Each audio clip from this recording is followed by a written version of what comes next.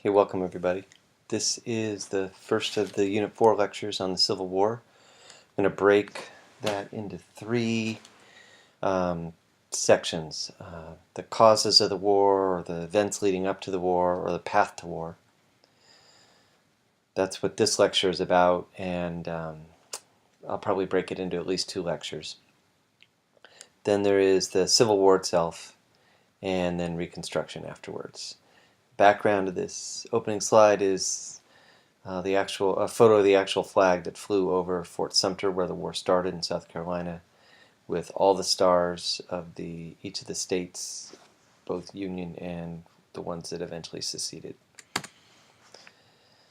So like I said, this lecture will be on the things leading up to the war, and I want you to be able to distinguish between the events leading up to something and what actually caused something, the underlying causes. So, for example, let's say somebody crashes their car into the Stewarts on Cherry Ave, Elm Ave. Somebody might say, well, she crashed the car because she was going too fast, or because she swerved at the last minute to hit a deer.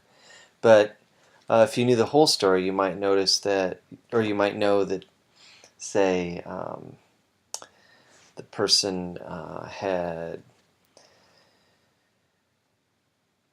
unwittingly taken a vitamin pill, thinking it was a vitamin pill, and it was really some sort of medication, and then mixed that with caffeine, and so was not really fully functional when she drove, and then she got some very upsetting emotional news. And so even though those things about the swerving to avoid an animal, or going too fast are true, those are more the events at the end leading up to something. The underlying causes would be those deeper things, the mixing medications and the emotional distress. It's important to be able to differentiate the two. We are going to study both. We will study the events leading to the Civil War, and we'll study the causes, but you need to kind of be able to distinguish between the two. All right, enough of that. Got a lot of important questions for this section of the unit. It's a really important part of American history. I'm going to talk a little bit about slavery today and why it became so important in the South. I'm going to give you a reading, and that's going to help you answer the second question of the arguments the South made to defend slavery. Talk about why it wasn't addressed more adequately in the constitutional era. And then look at the North. Why did it die out in the North? What was the North's attitudes towards slavery, and what did they think of blacks in general? And then we'll get to why the truce about slavery between the North and South kept getting threatened or broken, and why the 1850s were so difficult in terms of getting compromise. I will probably do those last things in a second lecture. Slavery in the South. How and when did slavery become so central to the South? It's important to remember, we had a reading a long time ago, back in September, on how slavery has been in the South almost from the beginning, and it was in all 13 colonies. So the first point I would make in answering that question, how and when did it become so central to the South, is it has been important from the beginning. If you will remember, the colonists came to a land that was only sparsely settled, and it was full of resources, and so we needed labor. And the South developed larger plantations because the land was more fertile, and they could grow larger have larger farms. And they tried a variety of means to get enough labor to work it. They started with indentured servitude, and for reasons we already talked about, that did not last beyond the 1600s, although it lasted for a number of decades. It was just too easy for people to go west and get new land. Not that it was easy, but it was easy enough, and they lost their labor after 7 years or a period like about that. And so race-based slavery began very early on, and by the end of the 1600s was pretty entrenched in the South and was present in all the colonies. The second answer to this question is that in the early years of independence and the writing of the Constitution, there was a movement to end slavery, and some of the northern states freed their slaves or abolished slavery, and there's kind of an attitude that slavery was going to kind of fade away. Slaves were primarily used to produce crops like tobacco and rice and indigo and sugar, and all of those products were under competitive threat from Caribbean islands where they were produced more cheaply. It's a quote from a delegate to the Constitutional Convention in 1787, Oliver Ellsworth, who said, "Slavery in time will not be a speck in our country." So at the time of the Constitution, the founders decided that it was better to get the nation established and keep the North and South together, and to just kind of not deal with slavery and to give it legal protection.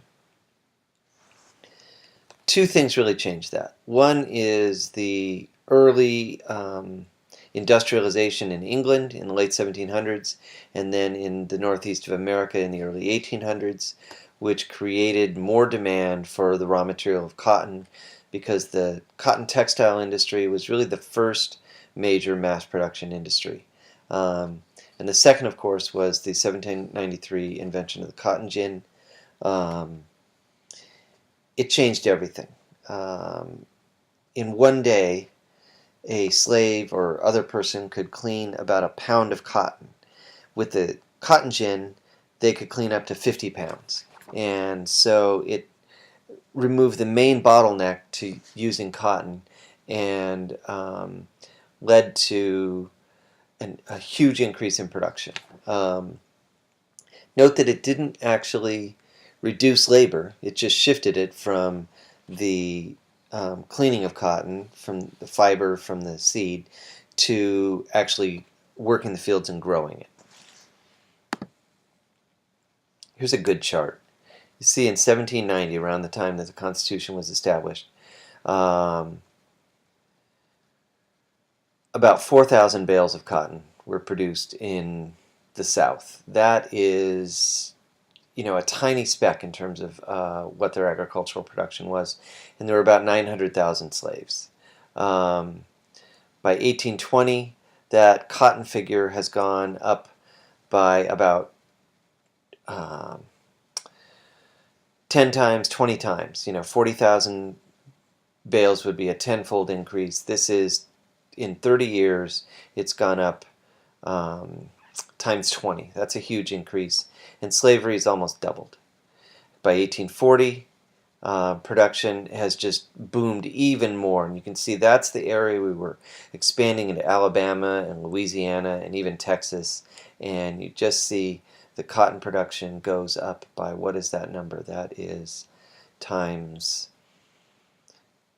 2, it's like 200 times bigger. It's just a massive increase, and slavery demand goes up and then up again by 1860. So the answer to this question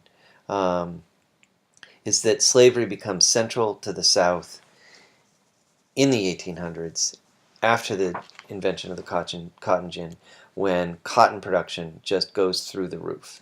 And cotton was known as king cotton. By the Civil War, something like 60% of America's exports were cotton. So it's really a fairly simple story. All right. A couple other things about the South.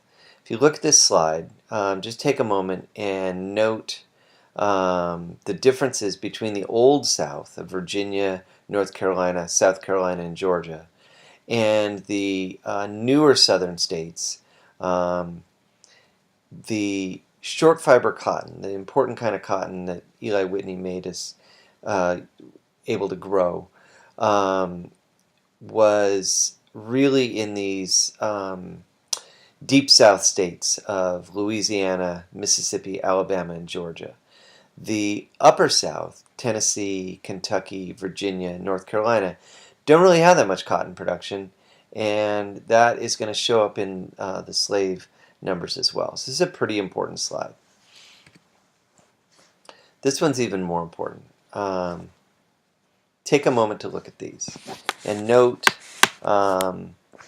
the states that have interesting population patterns. So the green is how many whites were in the state, the blue is how many slaves, and the orange is the proportion of free blacks. So you look at Missouri, 90% white. Before I say it, why don't you note which states stand out as kind of surprising for the proportion of white slaves and free blacks.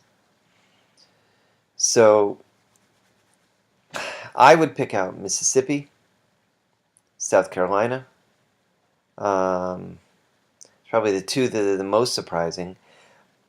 Over half the population are slaves. That's just massive. And in general, you see that the deep south states have a very high proportion of slaves, and the upper south, there really aren't that many. One of Lincoln's, I'm going to jump ahead, one of Lincoln's tactics during the Civil War is he is going to try to keep these upper south states from seceding, knowing that they do not have the deep connection to cotton and to slavery that the southern states do. He's going to be mostly unsuccessful with that, although he has some key successes. And then note up here, these are still southern states. We've talked about this a number of times. Maryland and Delaware are southern states, but Maryland is almost all either free whites or free blacks, and Delaware has very few slaves at all, but it still has some. So this is, I think, a really interesting chart and very helpful for understanding the differences between the South. They asked a question here, given the data on this map, where would you predict the strongest sentiments among whites for states' rights and even perhaps secession from the Union? And it's obvious where that's going to be. Okay. Next, this is also a really important slide. This is the class structure in the South. 3/4 of all the white Southerners did not own slaves, and that is a really important fact. 25% did own slaves, so 1 out of every 4. But of those who did, most of them owned just a few slaves, 1 to 9. A small proportion, about 7%, owned up to 100 slaves. And then a tiny, tiny fraction of plantations, 0.1% of people, were very, very large.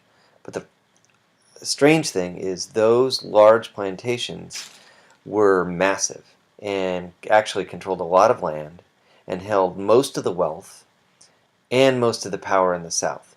So it was a very extreme class pyramid, and those slave owners at the South held a lot of power and determined what went on in terms of Southern politics. But I want to talk about the poor Southern whites, those non-slaveholders, for a little bit.